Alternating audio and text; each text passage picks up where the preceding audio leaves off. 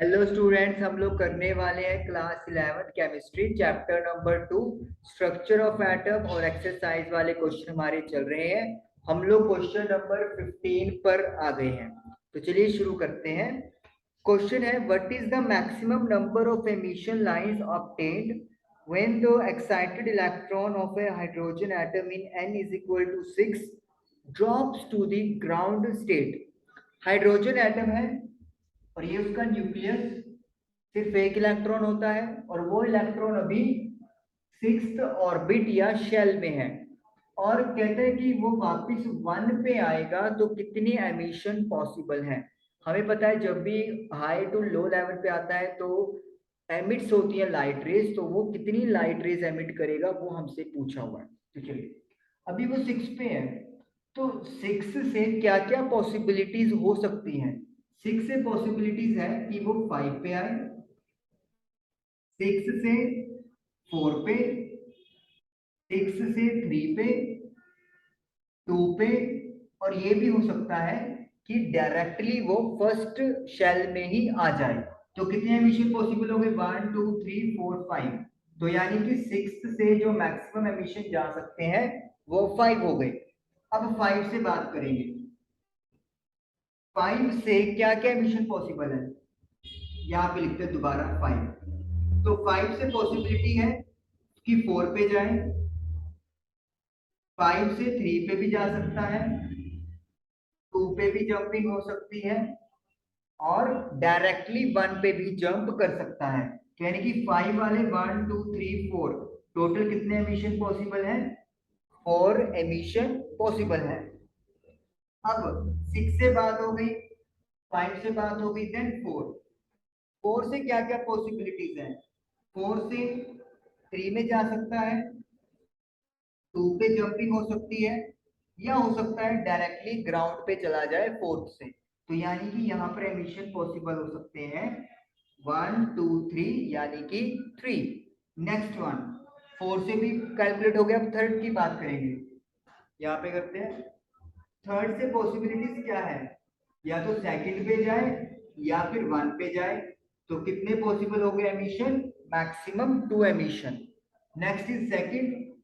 Second से सिर्फ एक ही पॉसिबिलिटी है कि वो फर्स्ट पे जाएगा। तो अब इनको सबको ऐड कर लेते हैं।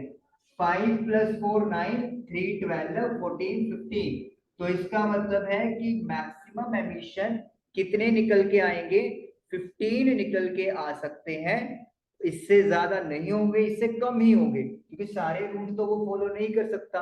या तो ये वाला रूट होगा या फिर ये से ये वाला रूट होगा, मतलब कोई भी एक रूट फॉलो किया जाएगा। तो उस चीज के accordingly maximum 15 emissions are possible there. ये होगी पहली बात। दूसरा, इसके लिए एक फॉर्मूला भी होता है कि कितने एमिशन निकल सकते हैं। Summation of n2 minus n1। Now what is n2? जहां पर हायर लेवल है, मतलब 6 हो गया, और n1 लोअर लेवल जो कि अभी अपना 1 है। इस क्वेश्चन के अकॉर्डिंगली 6 में से 1 माइनस कर दे तो समेशन 5। अब इसका मतलब क्या होता है कि 5 तक जितने भी नेचुरल नंबर है उन सबका ऐड करना है। 5 तक कितने नेचुरल नंबर है? 1 2 3 4 एंड 5। जब आप इसको ऐड करके देखोगे you will again get the value 15। तो इसका मतलब है 15 एमिशन टोटल पॉसिबल है अगर इलेक्ट्रॉन सिक्स्थ ऑर्बिट पे है और वो ग्राउंड यानी फर्स्ट ऑर्बिट पे आना चाहता है फॉर हाइड्रोजन एटम। ये क्वेश्चन नंबर 15 हम लोगों का डन हुआ। अब चलते हैं नेक्स्ट क्वेश्चन की तरफ और इसका अपना इरेज करते हैं।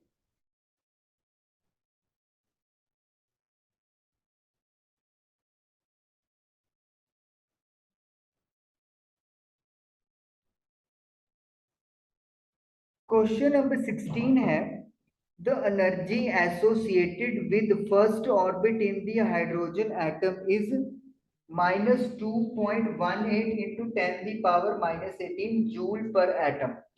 फर्स्ट ऑर्बिट में जो इलेक्ट्रॉन है या जो आपके पास हाइड्रोजन की एटम है उसकी एनर्जी दी हुई है -2.18 मल्टीप्लाई बाय 10⁻⁻18 जूल पर एटम, यानी एक एटम के पास इतना एनर्जी है। What is the energy associated with fifth orbit? Fifth orbit के साथ एनर्जी एसोसिएशन कैलकुलेट करना है। Then second part is calculate the radius of the orbit, Bohr's fifth orbit, और फिफ्थ ऑर्बिट का रेडियस भी पता करना है। लेकिन पहले हम लोग फाइंड करेंगे फिफ्थ ऑर्बिट की एनर्जी।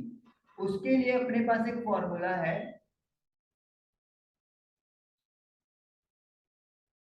10⁻⁻18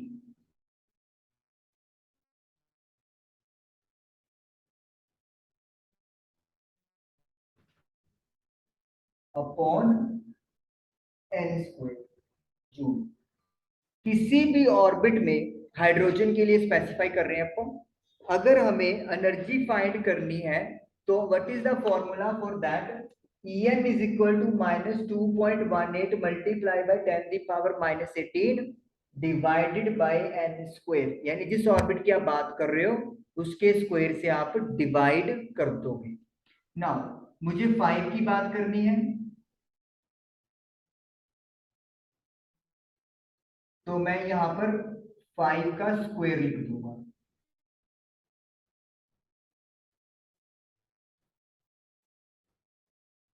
एंड 5 का स्क्वायर इज 25।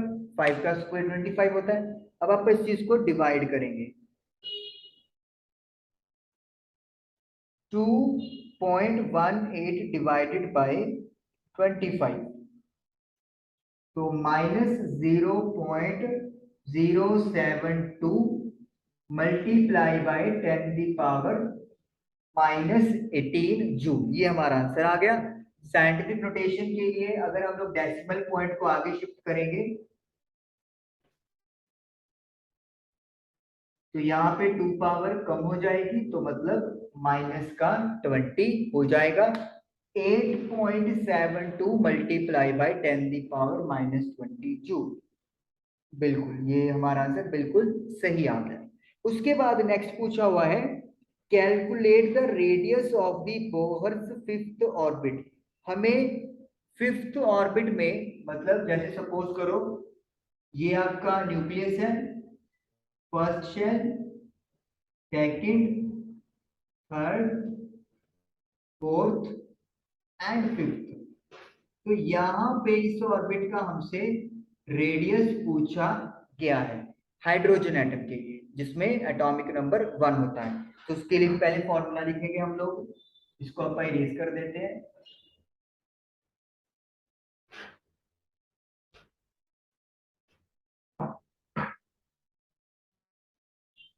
तो फॉर्मूला है रेडियस का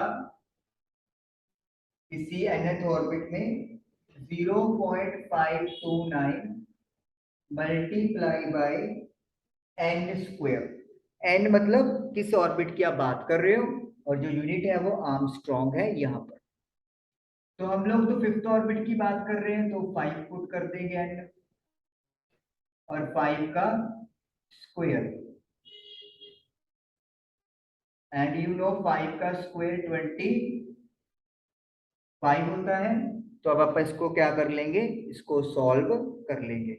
तो 0.529 मल्टीप्लाई बाय 25, ये बन गया 13.225 आर्मस्ट्रॉन्ग। क्लियर? अगर मैं इसको मीटर में बदलना चाहता हूं तो 10⁻⁻10 से क्या कर दूंगा, मल्टीप्लाई कर दूंगा। और साइंटिफिक नोटेशन के लिए डेसिमल पॉइंट अब मैं कहां पे शिफ्ट कर रहा हूं, लेफ्ट साइड पे। तो उसमें क्या होगा, एक पावर इंक्रीज हो जाएगी, यानी कि -9। तो ये बन गया मेरे पास 1.3225 इंटू 10⁻⁻9 मीटर। बिल्कुल, इन्होंने नैनोमीटर में किया हुआ है, क्योंकि इस क्वांटिटी को अपन नैनोमीटर लिख सकते हैं।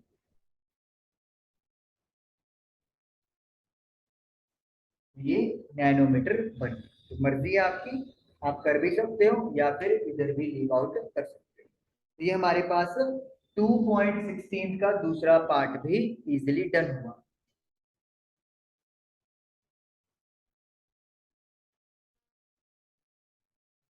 ओके, नेक्स्ट है मेरे पास 2.17। Calculate the wave number for the longest wavelength transition in the Balmer series of atomic hydrogen.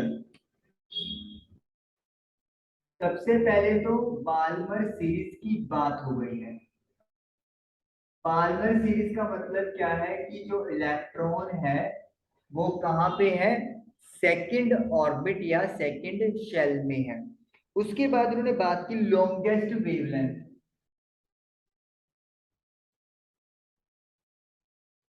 अगर आप इसको N1 लिख लेते हैं, तो जब भी वेवलेंथ सबसे बड़ी निकालनी है तो जब N2 की वैल्यू लेंगे बाल्मर सीरीज में वो हमेशा 3 लेंगे। मतलब अगर हमें लैम्डा मिनिमम निकालनी होती तो ये इन्फिनिटी लेते हैं अपा N2। अभी वेवलेंथ सबसे बड़ी निकालनी है तो N2 की वैल्यू 3 लेंगे। ये बाल्मर सीरीज के लिए चीज फिक्स है। हमें निकालना है वेव नंबर। वेव नंबर का पहले फॉर्मूला, दिस इज न्यू बार कह लो जो वेव नंबर को रिप्रेजेंट कर रहा है। Then R Rydberg constant 1 upon n1 square minus 1 upon n2 का स्क्वायर। ये आपको डायरेक्टली कैलकुलेट करके वेव नंबर देगा। सबसे पहले अपन आर यानी राइटबर्ग कांस्टेंट की वैल्यू पुट करेंगे। तो ये वैल्यू है मेरे पास 1.097 मल्टीप्लाई बाय 10⁻⁷ मीटर इनवर्स।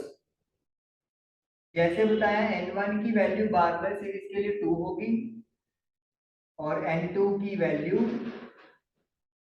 3 होगी। इजी है।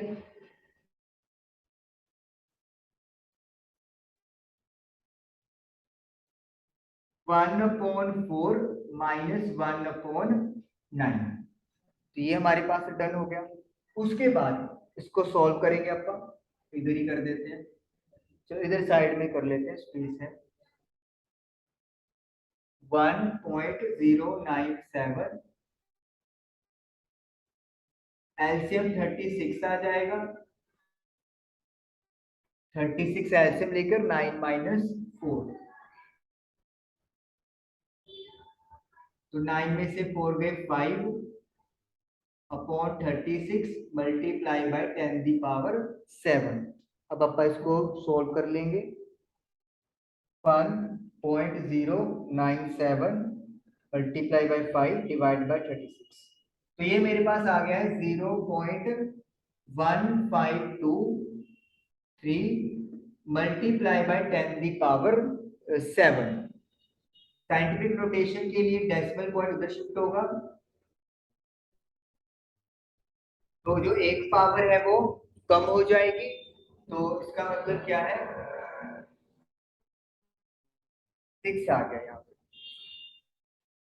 1.523। और इसका वेव नंबर का यूनिट होता है मीटर इनवर्स। मीटर इनवर्स, तो ये हो गया मीटर और उसकी पावर -1, ये मीटर इनवर्स आ गया। This is wave number new power. ये क्वेश्चन नंबर 17 हम लोगों का डन हो। ओके, इसको क्लियर करते हैं और नेक्स्ट क्वेश्चन की तरफ चलते हैं।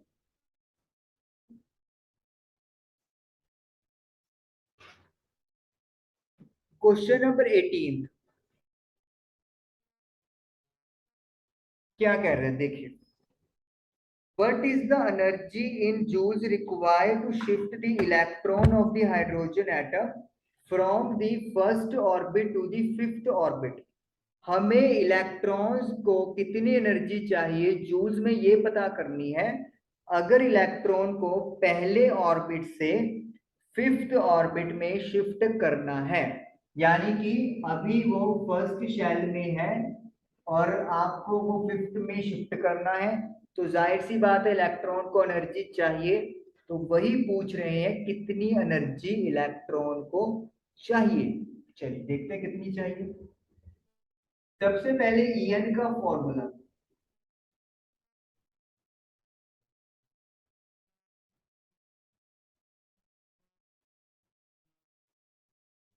किसी भी ऑर्बिट में इलेक्ट्रॉन के पास कितनी एनर्जी है हाइड्रोजन एटम में, उसका फॉर्मूला ये होता है। अब जब हम बात करते हैं कि 1 से 5 में वो जा रहा है, तो इसका मतलब है उसके पास पहले कौन सी एनर्जी है, फर्स्ट ऑर्बिट वाली। तो एन की वैल्यू क्या पुट कर दोगे, 1। तो 1 का स्क्वायर 1 होता है, तो इसका मतलब मेरे पास सेम ही वैल्यू आ जाएगी, कोई बड़ी बात नहीं है, आसानी से कर लोगे। शिफ्ट कहां पे करना है मुझे, फिफ्थ ऑर्बिट पे। तो AE5 निकालेंगे, ऊपर तो वैल्यू फिक्स है, नीचे एन की जगह पे 5 का स्क्वायर कर देंगे।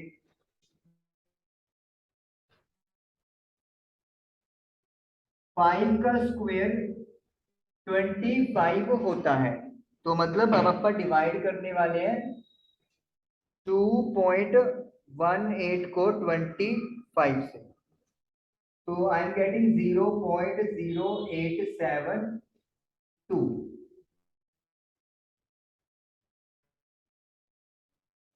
जूल। क्लियर।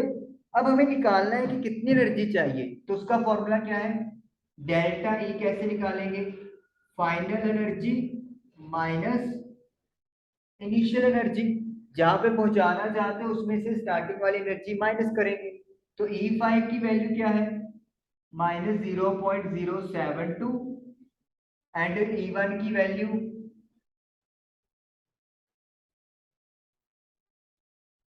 10⁻⁻18 माइनस, और E1 की वैल्यू ये आ गया मेरे पास 10⁻⁻18। क्या निकाल लेंगे, कॉमन, इस वाली टर्म में भी आ रहा है और इस वाली टर्म में भी आ रहा है। इधर क्या बचा, -0.0872, माइनस माइनस प्लस 2.18, क्योंकि 10⁻⁻18 मेरा कॉमन है, जिसमें से ये माइनस करेंगे अपन, तो 2.18 माइनस 0.0872, तो 2.092, तो इसका मतलब है 2.092 मल्टीप्लाई बाय 10⁻⁻18 जूल, ये मेरा आंसर आ गया। इतनी एनर्जी चाहिए किसे, इलेक्ट्रॉन को, ताकि वो अब्सॉर्ब करे और कहां पे शिफ्ट हो जाए, फिफ्थ ऑर्बिट पे शिफ्ट हो जाए। पॉजिटिव आया क्योंकि एनर्जी अब्सॉर्ब हो रही है, नेगेटिव आता तो मतलब एनर्जी रिलीज हो रही है, वो तब होगी अगर फिफ्थ से वो फर्स्ट ऑर्बिट पे जंपिंग हो रही है। तो ये आंसर हमारा बिल्कुल सही आया है। उसके बाद next, what is the, okay, ground state energy उन्होंने हमें दी हुई थी ऑलरेडी, मतलब जब 1 की वैल्यू है, और वो दी हुई थी आर्च में, तो मतलब अगर मुझे इसको आर्च में कन्वर्ट करना है तो कैसे करना पड़ेगा मुझे,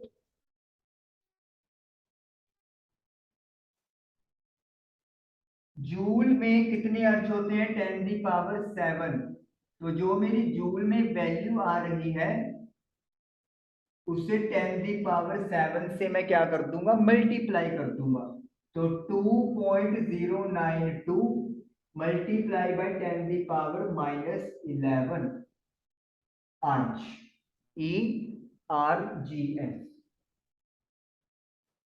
तो ये मेरा आंसर डन हो गया, मतलब कि मेरे पास वैल्यू आई एनर्जी की, तो जूल में थी वो मैंने आर्च में बदल दी, मल्टीप्लाई कर दिया 10⁻⁷ के साथ। उसके बाद हमसे क्वेश्चन पूछा है, what is the wavelength of the light emitted when the electron returns to the ground state. अगर ये इलेक्ट्रॉन, अब इसको अपन इरेज करते हैं आपका, ठीक है ना, अपन ने ऊपर एनर्जी लिखी ली है, कहते ये इलेक्ट्रॉन अब आपका कहां पे चला गया, 5 पे, लेकिन उसका वहां पे मन नहीं लगा, वो दोबारा क्या आना चाहता है, अपने घर वापस आना चाहता है। तो इसका मतलब है कि जो वो एनर्जी लेके गया था, वो एनर्जी इसको वापस करनी पड़ेगी, तभी तो वो वापस आ पाएगा। तो वो पूछ रहा है कि जब वो एनर्जी वापस करेगा तो किस वेवलेंथ की लाइट वो एमिट करने वाला है। And you know what is the formula, delta E is equal to H nu, यही होगा। डेल्टा ई क्यों लगाया, क्योंकि ये एनर्जी चेंज इनका निकाल रहे हैं हम लोग कि फिफ्थ से वन में जाएगा। तो जितनी एनर्जी उसने एब्जॉर्ब की थी उतनी एनर्जी वो क्या करेगा, छोड़ेगा। अब अपन जूल में लेंगे इसको, क्योंकि अपने पास जूल में ही क्वांटिटीज आएंगी। तो 10 की पावर मुझे माइनस का 18 यूज करना है। प्लैंक्स कांस्टेंट फिक्स होता है, and here you can calculate frequency H new, new frequency. तो फ्रीक्वेंसी कैसे कैलकुलेट होगी,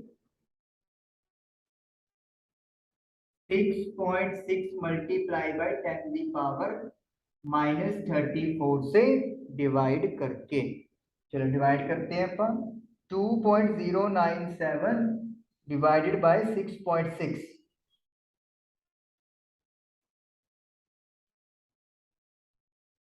माइनस का 18 है। जब 34 को ऊपर भेजेंगे तो प्लस हो जाएगा, तो 34 में से 18 गए 16, तो ये मेरे पास बन गया 3.177।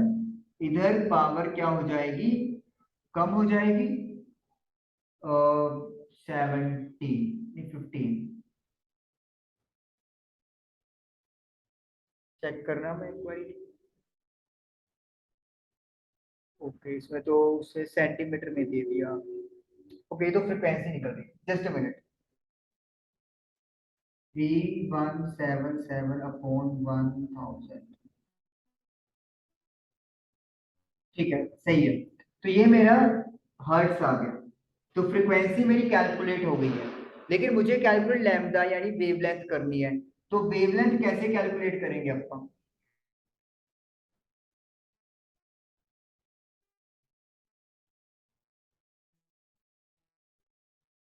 हमें पता है c upon lambda is equal to frequency होता है। तो अगर अपन स्पीड ऑफ लाइट को फ्रीक्वेंसी से डिवाइड कर देंगे तो वेवलेंथ मेरे पास आ जाएगी। तो c है 3 multiply by 10 the power 8, frequency कितनी है 3.117 इंटू 10 दी पावर 15। तो मैं डिवाइड करता हूं अब 3 को 3.177 से, तो 0.944 10 दी पावर, ये 8 है, ये 15 है, 15 ऊपर जाके नेगेटिव, तो ये माइनस का 7 हो गया। जब एक डेसिमल यहाँ पर अपन शिफ्ट करेंगे तो एक पावर कम हो जाएगी, तो यानी कि माइनस का 8 मीटर आ गया। तो ये वेवलेंथ हमारे पास आ गई है 9.44 multiply by 10 the power -8 metre. इन्होंने इसको पहले सेंटीमीटर में बदला हुआ है, तो बदल सकते हो आप। सेंटीमीटर में बदलने के लिए 10 दी पावर 2 से मल्टीप्लाई करनी पड़ेगी, तो 9.44 मल्टीप्लाई बाय 10 दी पावर -6, ठीक है। तो ये हमारे पास आंसर आ गया, क्लियर। और आर्मस्ट्रॉन्ग में भी बदला हुआ है इन्होंने, आर्मस्ट्रॉन्ग में तो नहीं बदल सकते, बदल सकते हैं चलो। अगर मैं ये दोनों पॉइंट हटा रहा हूं तो ये 10 दी पावर -8 बन जाएगा। आर्मस्ट्रॉन्ग के लिए मुझे क्या चाहिए, मुझे यहाँ पर मीटर को अगर बदलना है आर्मस्ट्रॉन्ग में तो 10 दी पावर -10 से करना पड़ता है। तो मतलब ये जो अपने पास मीटर में क्वांटिटी आई थी, इसको